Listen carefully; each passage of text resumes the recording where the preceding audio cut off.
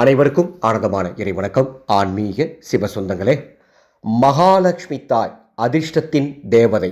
இந்த மகாலட்சுமி தாய் எப்பொழுதும் உங்கள் இல்லத்தில் நிரந்தரமாக குடியிருக்க, உங்கள் கூடவே இருந்து செல்வ செழிப்புடன் நீங்கள் வாழ அருள் புரிய இந்த 7 பழக்கங்கள் உங்களுடன் இருக்க வேண்டும். எவர் ஒருவர் இந்த 7 பழக்கங்களை தொடர்ந்து கடைபிடிக்கின்றாரோ அவருக்கு அதிர்ஷ்டத்தின் தேவதை மகாலட்சுமியின் பரிபூர்ணமான அருள் கிடைக்கும். ஒரு சிலர் சொல்லுவாங்க, அதிர்ஷ்டம் என்று சொன்னால் அது இஷ்டப்படி வருவதுதான் அதிர்ஷ்டம் என்று. ஆனால் அது தவறான கருத்து. அதிர்ஷ்டம் என்பது நாம் கடைபிடிக்கும் பழக்க வழக்கங்கள், நமது மனநிலை, இதை பொறுத்து நம்மை வந்து சேரும். எனவே இந்த ஆடியோவில் நான் சொல்கிற இந்த 7 பழக்கங்களை நீங்கள் இன்று முதல், இந்த நொடி முதல், இந்த நாளிகை முதல் நீங்கள் பின்பற்ற தொடங்குங்கள். நிச்சயம் மகாலட்சுமி உங்களுடனே எப்பொழுதும் இருந்து அருளை வாரி வழங்கி கொண்டிருப்பாள். அந்த 7 பழக்கங்களை பார்ப்பதற்கு முன்பாக ஒரு அறிவிப்பு. எந்தவித பூஜையும் இல்லாமல், எந்தவித விரதமும் இல்லாமல், எந்தவித கட்டுப்பாடுகளையும் கடைபிடிக்காமல் மகாலட்சுமி தாயாரின் பரிபூர்ணமான அருள் கிடைக்க அட்சய திருதிய நாள், அதாவது ஏப்ரல் 20ஆம் தேதி வாட்ஸ்அப் குரூப் மூலமாக நாம் ஒரு வகுப்பு நடத்த போகிறோம். அன்னை கமலாத்மிகா தேவியினுடைய தாந்திரீக வகுப்பு. யார் இந்த கமலாத்மிகா? தசமகா வித்யா தேவிகளில் 10வது தேவதையாக பக்தர்களுக்கு அருளை வாரி வழங்கும் தேவதை. தாந்திரீக சாஸ்திரத்தில் லக்ஷ்மியாக விளங்கும் தேவதை. எனவே கமலாத்மிகா தேவியினுடைய அருள் கிடைத்தால் மகாலட்சுமியின் அருள் முழுமையாக உங்களுக்கு கிடைக்கும். இந்த வாட்ஸ்அப் குழுவில் சேரும் அத்தனை பேருக்கும் அன்று மாலை 6 மணிக்கு மேல் மானசீகமாக மகாலட்சுமி தீட்சை வழங்க உள்ளேன். இந்த குழுவில் சேர டிஸ்பிளேல தெரிகிற என்னுடைய வாட்ஸ்அப் நம்பருக்கு அட்சய திருதியின் ஒரு மெசேஜ் அனுப்புங்க. அந்த குழுவினுடைய பதிவு விவரங்கள் தருகின்றேன். வாங்க அந்த 7 நல்ல பழக்கங்களை பார்க்கலாம். முதலாவது பழக்கம், சுத்தம். உங்கள் உடலையும் சுத்தமாக வைத்திருங்கள், உங்கள் மனதையும் சுத்தமாக வைத்திருங்கள், நீங்கள் இருக்கும் இடத்தையும் சுத்தமாக வைத்திருங்கள். நீங்கள் இருக்கும் இடம்னா என்ன?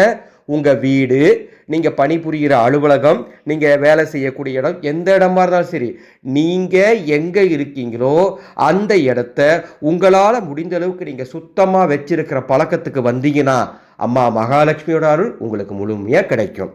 இரண்டாவது பழக்கம், பிரம்ம முகூர்த்த நேரத்தில் எழுதல். இதை எவர் ஒருவர் தொடர்ந்து கடைபிடிக்கின்றாரோ, காலையில் சீக்கிரம் எழுதல் என்பது உடல் ஆரோக்கியத்திற்கு அற்புதமான பலன்களை தரும். அதை போலவே உங்களுடைய பொருளாதார நிலைக்கும் பல அற்புதமான மாற்றத்தை தரும். அன்னை மகாலட்சுமியின் அருளை பெற்றுத்தரும். எனவே பிரம்ம முகூர்த்த நேரத்தில் எழுந்து நல்ல எண்ணங்களுடன் அன்றைய நாளை தொடங்குங்கள். நிச்சயம் அதிர்ஷ்டம் உங்களுடனே இருக்கும். மூன்றாவது, விளக்கேற்றுதல். தினமும் நீங்கள் இருக்கும் இடத்தில் நீங்கள் எழுந்து குளித்தவுடன் விளக்கேற்றும் பழக்கத்திற்கு வாருங்கள், அல்லது மாலை நேரத்திலாவது விளக்கேற்றும் பழக்கத்திற்கு வாருங்கள். விளக்கேற்றுதல் என்பது வீட்டில் மட்டும்தான் விளக்கேற்றணும் அப்படின்னு அவசியம் கிடையாது. நீங்கள் எங்கே இருக்கீங்களோ, நீங்கள் ஒருவேளை ஹாஸ்டலில் இருக்கலாம், அல்லது தனியாக அறை எடுத்து தங்கி இருக்கலாம், நீங்கள் ஆணாக இருக்கலாம், பெண்ணாக இருக்கலாம், யாரா வேணா இருக்கலாம். விளக்கேற்றும் பழக்கம் எவர் ஒருவருக்கு இருக்கோ, விளக்கேற்றுதல் அப்படிங்கிறது பெண்கள் மட்டும்தான் செய்யணும், ஆண்கள் செய்யக்கூடாது அப்படின்லாம் எதுவுமே கிடையாது. சரிங்களா? எவர் ஒருவர் தினமும் தீபம் ஏற்றும் பழக்கத்திற்கு வருகின்றாரோ அவர் பக்கத்திலேயே அன்னை மகாலட்சுமி இருப்பார் என்பதில் மாற்று கருத்தில்லை. நான்காவது, மரியாதையான கண்ணியமான பேச்சு. அதாவது இனிய வார்த்தைகளை பேசுங்கள், கடுமையான வார்த்தைகளை தவிர்த்து விடுங்கள், ஆபாச வார்த்தைகளை தவிர்த்து விடுங்கள். மரியாதை, அனைவருக்கும் மரியாதை தாருங்கள். மரியாதையுடன் இனிய பேச்சு மற்றும் நேர்மறையான பேச்சு இருக்கக்கூடிய நபரிடம் அன்னை மகாலட்சுமி விரும்பி வாசம் செய்வாள். அடுத்தது, ஐந்தாவது, வீணாக்க கூடாது. எதையுமே வீணாக்காதீங்க.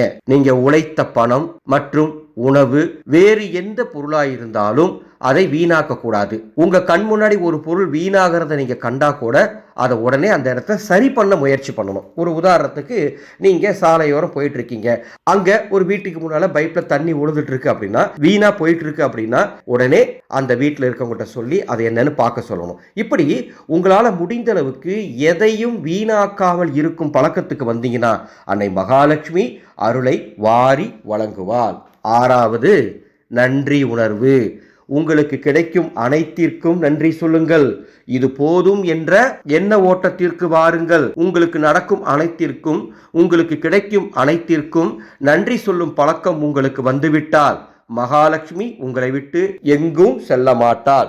ஏழாவது, தானம். உங்களால முடிந்த அளவுக்கு தானம் செய்யுங்க. தான தர்மம் செய்யக்கூடிய நபரை மகாலட்சுமி தாய் எப்பொழுதும் கைவிட்டது கிடையாது.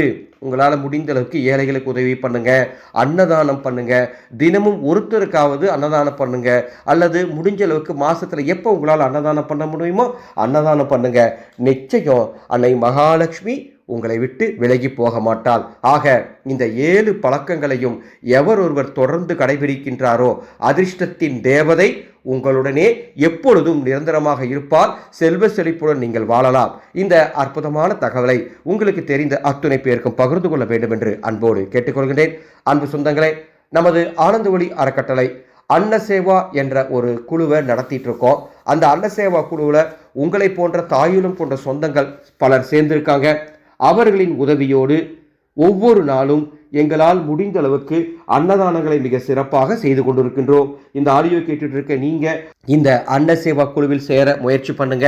உங்க குடும்பத்தில் பிறந்த நாள் மற்றும் திருமண நாள் போன்ற நல்ல மகிழ்ச்சியான நாட்களிலும் உங்களுடன் வாழ்ந்து மறைந்த முன்னோர்களின் நினைவு நாளிலும் எங்களது அன்னசேவா குழுவின் சேவைக்கு உங்கள் குடும்பம் சார்பாக உதவி செய்யுமாறு அன்போடு கேட்டுக்கொள்கின்றேன். உங்கள் குடும்பத்திற்காக அன்று சிறப்பு பிரார்த்தனை செய்து அன்னதானம் வழங்க தயாராக உள்ளோம். வாருங்கள், சேர்ந்து அன்னதானம் செய்வோம். மீண்டும் அடுத்த ஒரு பதிவில் சந்திக்கின்றேன். ஆனந்த மலரட்டும், ஆனந்த ஒளி பரவட்டும்.